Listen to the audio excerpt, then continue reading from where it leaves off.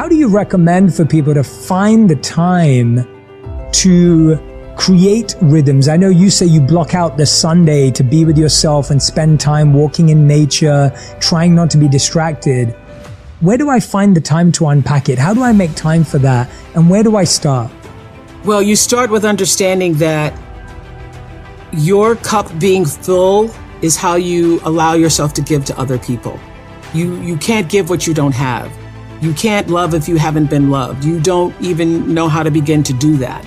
So I think it begins with fundamentally understanding that you are worthy enough, you are valuable enough, you matter enough to give yourself the love that you deserve. And that starts by taking out time for yourself. So I have my own rhythm and pattern. I know that if I go 6 days and then on the 7th, by the 7th or 8th, don't give myself a break, that lots of other things give, that I'm not as alert, I'm not as attuned, I'm not as centered, I'm not as focused. So I know that is my limit. I cannot go beyond a certain amount of days.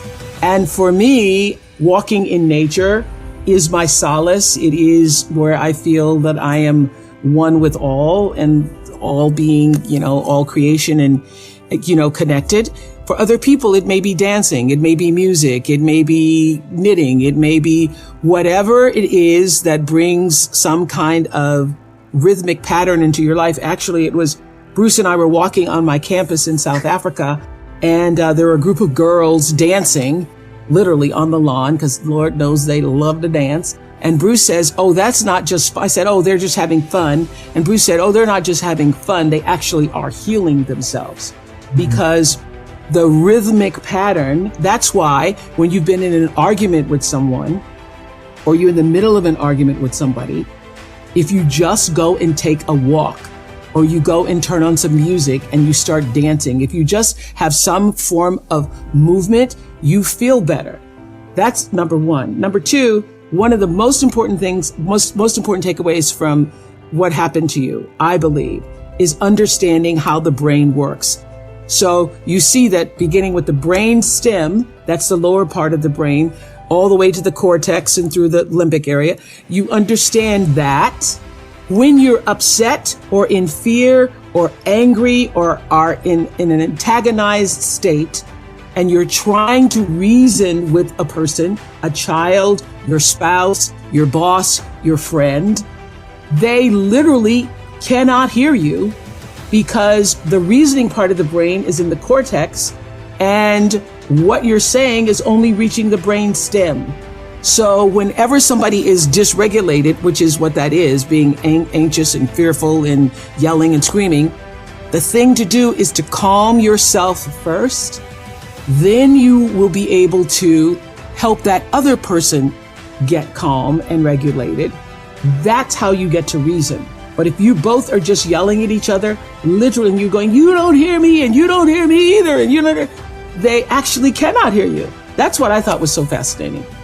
Regardless of what you call that, you need to fill your cup so that you can be so full, your cup runneth over, and you have enough to give to other people. If you don't fill your cup, you end up dried up. You end up tired, exhausted, and don't have enough to give to other people. You end up resentful every time somebody asks you, because your cup is empty and now they want some of yours. So your number one job is to fill your cup and make yourself whole. That's your job. The best way to begin to figure out who you are really meant to be is to ask the universe, God, that question. God, how can I be used in service to myself first? And how can I then use that service to serve the world? Use your life to serve the world, and you will find that it also serves you. One of the biggest mistakes people make is thinking that they have to get paid a lot of money or even get paid at all for their calling. You are here to honor your calling, whether you're paid for it or not. If you can get paid for it, that makes life exponentially better. But if you are not paid for it, that is also really just fine, because honoring the calling feeds everything else you do in your life. I have always known this about celebrity. The real power of being somebody that somebody knows, and I really think that the only difference between being famous and not is that more people know your name.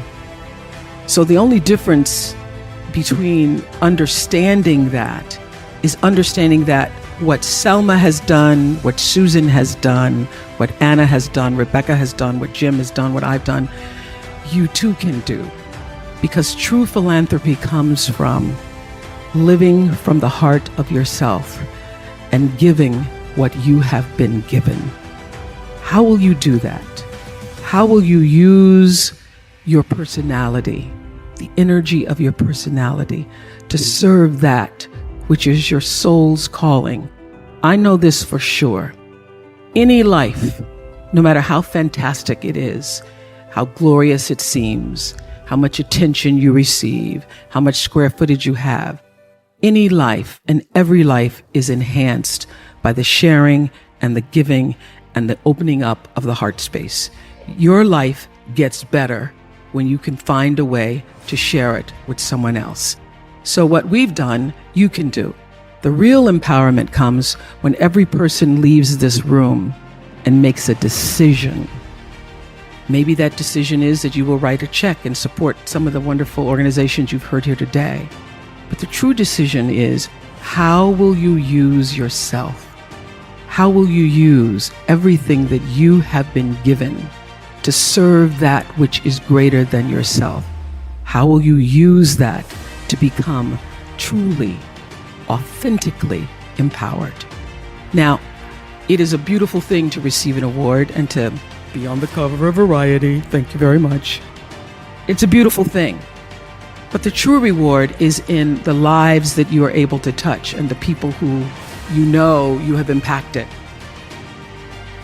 I think that people who found their purpose are better partners, better parents, better professionals, better people.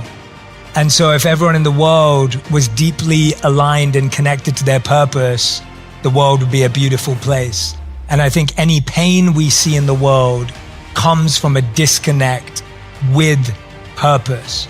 There's a beautiful thought from Russell Barkley where he said that the people who need the most love often ask for it in the most unloving ways. So we confuse love with power. We confuse love with control. We confuse love with validation and being liked. And to me, love comes from living our purpose, self-love and true love with other people. We all have what's called the monk mind and the monkey mind. And as monks, we were trained to look at the parts of our minds that we make mistakes, that fail, that do things wrong as the monkey mind.